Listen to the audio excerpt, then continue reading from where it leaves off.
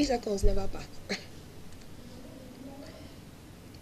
Expert on digital currencies and blockchain, worked for Jump Tax and SenexPay, and he has all you need to know on this digital currencies, the trend, and everything you need to know on blockchain. With me, I have Mr. Basically, what powers digital currencies? So it's like the underlying technology of digital currencies or cryptocurrencies. Okay, so a lot of controversies has come up.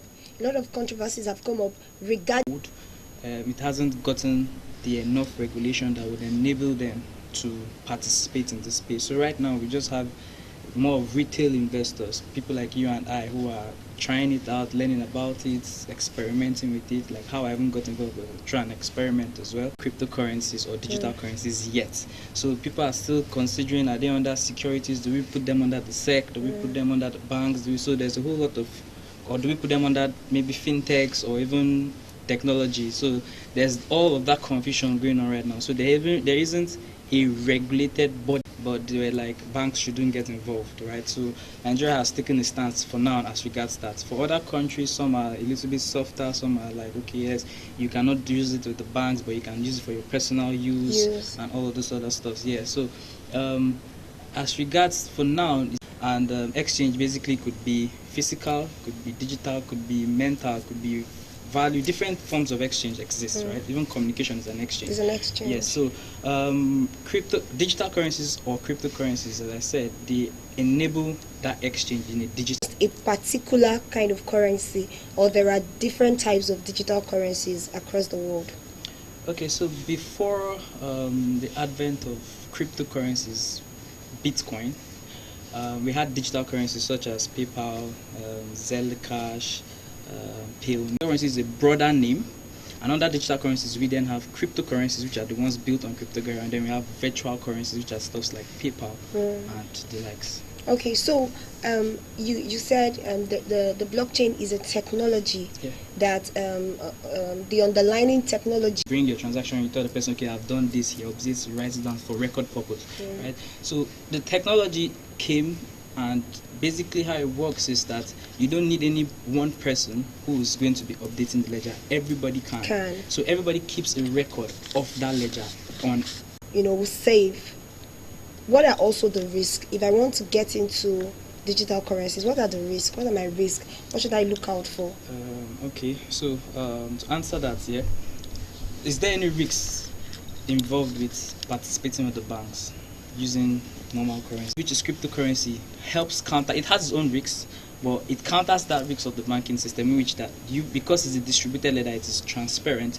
You can see what happens per time, how the money is moving, what exactly they are doing with the money, and every other thing as regards your funds. And then for some more deeper knowledge, you can be your #1 online news update channel. I'd love to see you when we come back.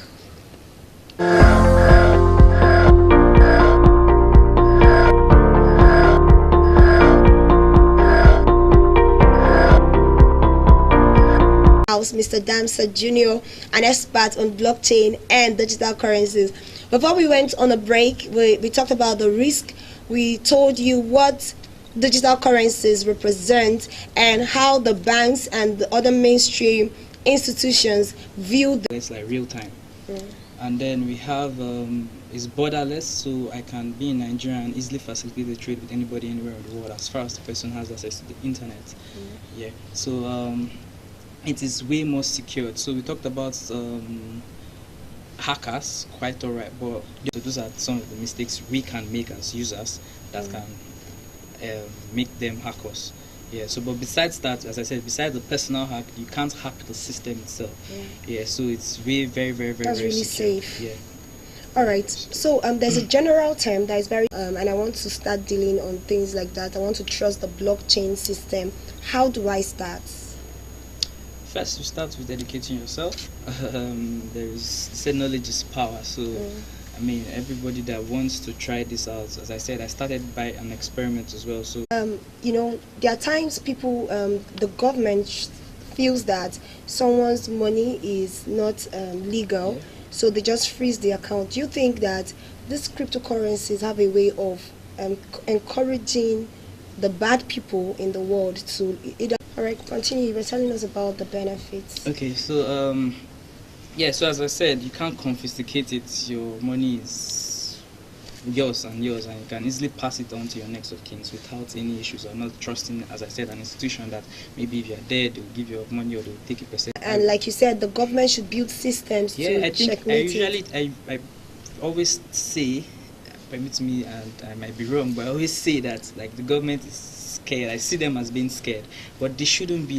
I mean, they should put in people or send people to our brothers that are going out of Nigeria, that it will be easier for them to send money or send things back home. Yes, for their families. Just as you said, beyond, as one of your questions went, beyond payments, what other benefits? Remittance is a very huge industry, and of course, we traders as well, who I was not able to exchange the currency, digital currency I had, because it's universal, for their own local shillings, and that was it. So I didn't have to go to the BDC to trade before I traveled. That makes it. Well, that's why I said that the first thing you need to do in getting started with this alternative to the banking system as digital currencies or cryptocurrencies or blockchain technology is to educate yourself. So when you do educate yourself, you realize that because of the and that helps the industry in the sense that when they talk about cryptocurrencies being deflationary, so unlike the alternative, which is the banking system where money is being printed to do interventions and other stuffs like that, with cryptocurrencies it's designed to be deflationary, which is one of these. To venture into it, how do I know which site is legit and which site isn't? Okay, so well, first things first, as I said, you have the option of self-custodian of your own money. Basically, know a trusted partner. You should use a metrics which is you can find on coinmarketcap.com. Coinmarketcap.com. Yeah, coinmarketcap.com. So there you can see, and of course you use the users, which people have the highest users. Those ones are most likely not to defraud. It's a way without my consent. I think he's trying to ask, can someone move his funds without his consent? The only way someone can move your funds, as I said, is if the person has access to your password. So, but besides that, there is no way somebody can move your funds. So we talked about, the topics about digital currencies and blockchain. So, but under digital currencies, I made mention about virtual currencies, which are like PayPal, Zella Cash, and the rest, Payoneer. And then we have cryptocurrencies, which are Bitcoin, Ethereum, and the likes. Now, under cryptocurrencies, or rather, value of digital currencies. You know, sometimes you say the value of the naira is dropping, the value of the naira is going up. The same with the dollar. And okay, so it's literally the same thing. Like, to answer that question, what affects a company's stocks? What affects the value of the naira? The activities in Nigeria. So if we are influencers, Elon Musk or Bill Gates or any of the top dogs come out and say anything negative or positive, it can affect it, right? And then there's also what they call, as I said earlier on, built-in for it to be deflationary. So there's what they call the halfning for Bitcoin. What is the main problem surrounding digital currencies and the blockchain technology? Well, I wouldn't say because I'm an advocate for it there is no problem, but I think how can you suggest this problem should be overcome? As I said earlier, from the government perspective, I think they should do more as regards educating themselves, the legislatives and all the people who govern and make rules and policies. They should do well in educating themselves. And then for users, you said you started up as an experiment. So if the layman wants to experiment, what do you have for him? What do you have to tell him? Okay, so or her. Okay, so so just as women said, are also going into of course, a lot into this, and I think I want to even be an advocate for women. They sent me documents saying I could pay in Bitcoin and how to pay in Bitcoin, and then I opened the first wallet and exchange I ever used, local Bitcoins, and bought my first ever Bitcoin. So as soon as I put money there, my money was there, my heart was there already. And then I paid for the course and less than.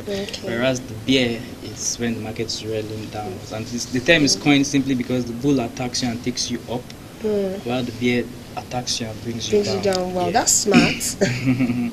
Yeah, so I started, as I said, my money was there. So luckily for me was I have that issue because they look at it as a way to get rich, and of course when that expectation isn't met, it then hurts. So, but that's why I said view it as an experiment. Don't put in money that you want to get rich with it. Put in money to experiment, to test it, to see how it works, to see what value it gives, and then from there you test up the TV, your number one online platform, News right? update channel. News update channel, yeah. So I think you guys, I don't think rather, I know I'm here now, so I know for sure that you guys should keep tabs on them, keep watching, keep streaming, keep viewing. Best Update TV. Thank you.